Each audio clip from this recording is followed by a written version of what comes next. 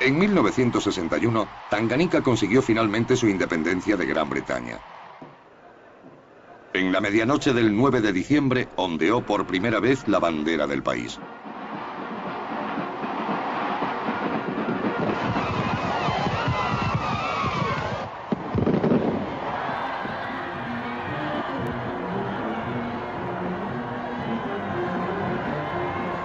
Al año siguiente, Tanganica invistió a Julius Nyerere como su primer presidente. Fue elegido con más del 98% de los votos. Nyerere se dispuso a acabar con los tres dragones que asolaban el país: la ignorancia, la pobreza y la enfermedad. Su arma sería el socialismo, fusionado con las antiguas costumbres tribales de África. La palabra que usó para describirlo fue ujamaa, clan en suajili. Mi padre creía en el socialismo. Después de la independencia, la mayoría de los tanzanos eran analfabetos. No éramos ricos, así que había que avanzar juntos. Rosemary Nyerere nació el mismo año que su padre llevó al país a la independencia. Ahora es miembro del Parlamento. Mi padre solía decir, no hay nada nuevo porque así es como vivimos. En un típico pueblo tanzano no se ven núcleos familiares formados por madre, padre e hijos. Nosotros tenemos mucha gente viviendo alrededor. Nos ayudamos unos a otros. No es nada nuevo. En 1967, Tanganica se unió con la isla de Zanzíbar para convertirse en Tanzania.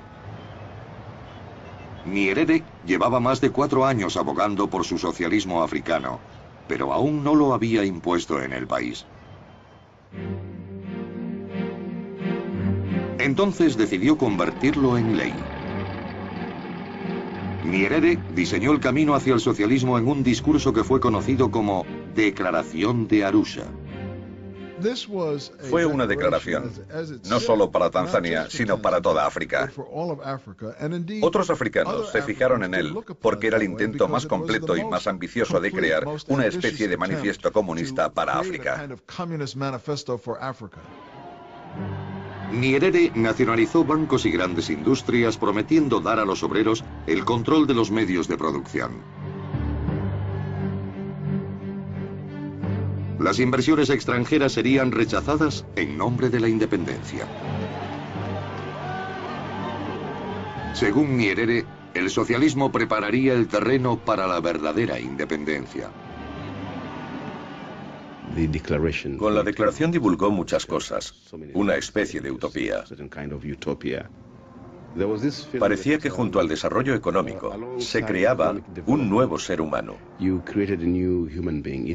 Era una teoría que se preocupaba por la gente. Fue un periodo muy emocionante. Nyerere animó a los tanzanos a convertir sus comunidades en cooperativas, a las que llamó pueblos ujamaa.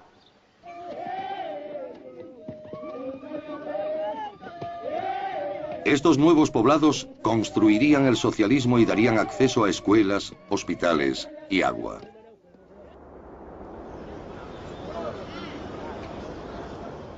Frente al puerto de la capital, Dar es Salaam, Gesalole se convirtió en pueblo ujamaa en 1971.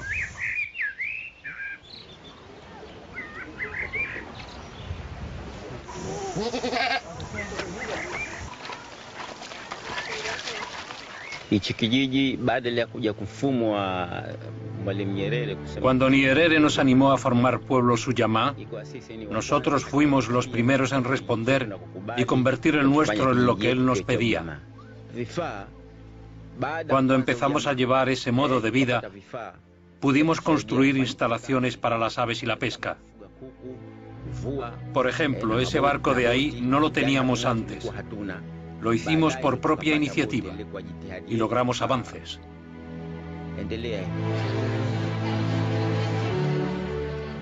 La visión de Nyerere del socialismo africano consiguió la admiración de muchos países de Occidente. La Guerra Fría se intensificaba y muchos lo consideraron la mejor alternativa al comunismo soviético en el tercer mundo. Empezó a recibir apoyo moral y económico. Empezaron a llegar presidentes del Banco Mundial, jefes de agencias de ayuda. Los estudiantes pasaban medio año o un año en la Universidad de Dar es Salaam.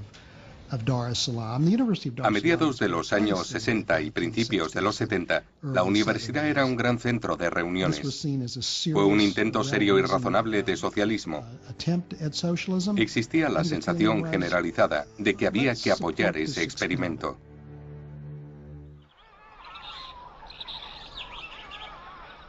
En Tanzania, la decepción fue a más.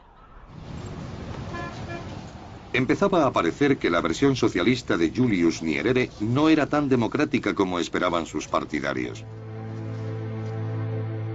En 1965, 3 años después de ser elegido presidente, modificó la constitución del país para prohibir todos los partidos políticos, menos el suyo.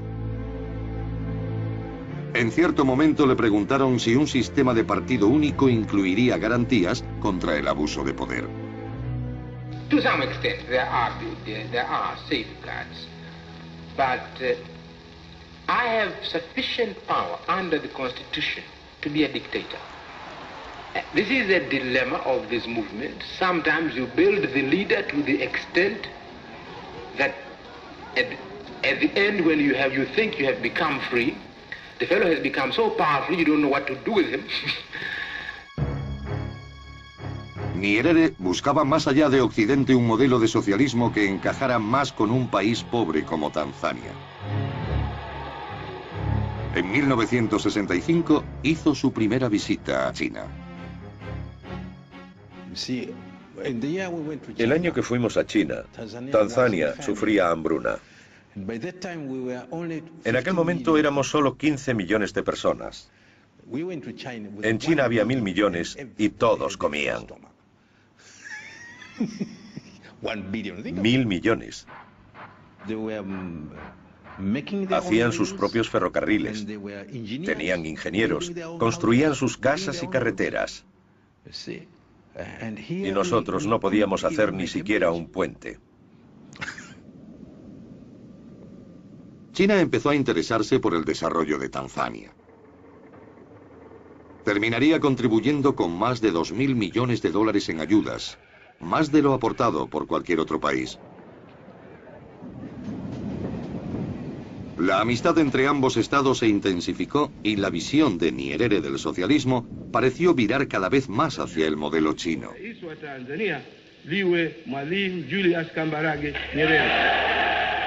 La vida en Tanzania empezó a girar en torno al partido único de Nyerere.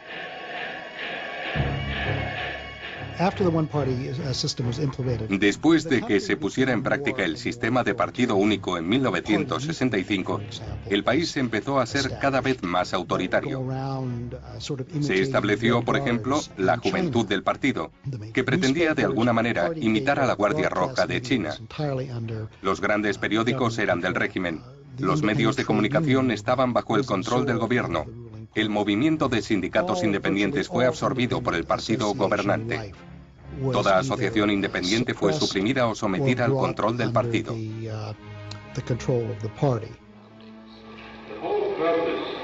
En 1967 el país empezó a revisar sus escuelas, desechando el viejo sistema occidental.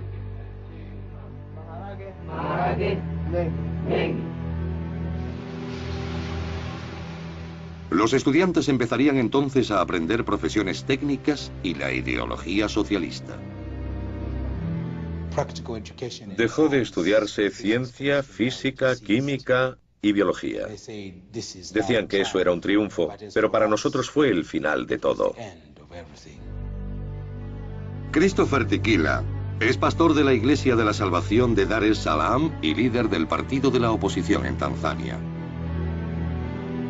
Ha sido arrestado más de 20 veces por su actividad política.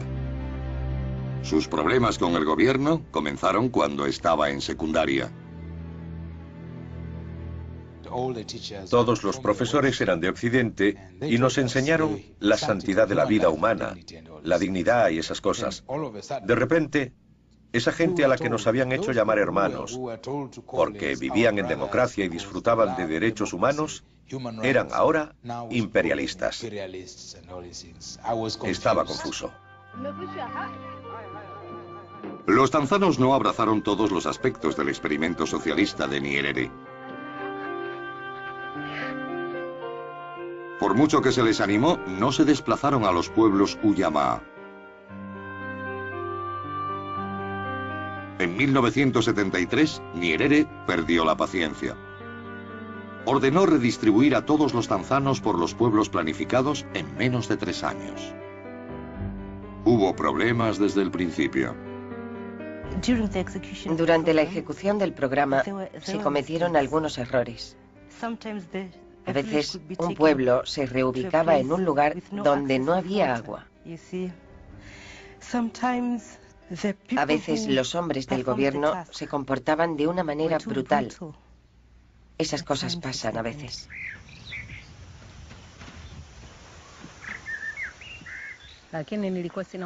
Un día nos cogieron por sorpresa para llevarnos en los camiones y realojarnos.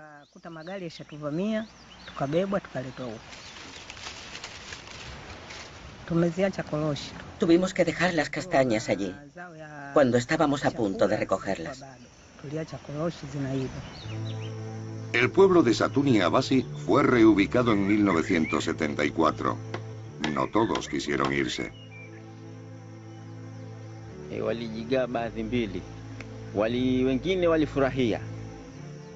Algunos eran felices y siguen con nosotros a día de hoy. Pero otros intentaron huir. Por eso ese lugar de ahí se llama el Mango de la Milicia, porque allí se apostaba la milicia para tenerlos bajo control y evitar que escaparan. La producción en los pueblos era desastrosa. En 1970, Tanzania produjo suficiente excedente de maíz para exportar más de 500.000 de toneladas al año. 4 años después, el país tenía que importar casi lo mismo para alimentarse. Las industrias propiedad del gobierno no estaban mejor. Sirva como ejemplo la fábrica de zapatos de Morogoro. A principios de los 80, funcionaba al 4% de su capacidad. El conflicto en la frontera de Tanzania con Uganda y una crisis internacional del petróleo golpearon aún con más fuerza la economía. Después de la guerra, las cosas empeoraron. Había escasez de todo. Recuerdo tener que caminar hasta Kenia para volver con pasta de dientes, jabón y cosas así. Tampoco había mucha comida. Se pasaba hambre.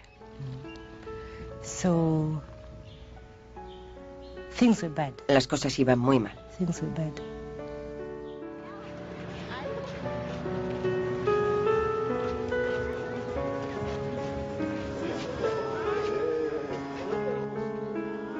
Julius Nyerere había logrado crear una nación, pero el socialismo no había conseguido hacerla próspera.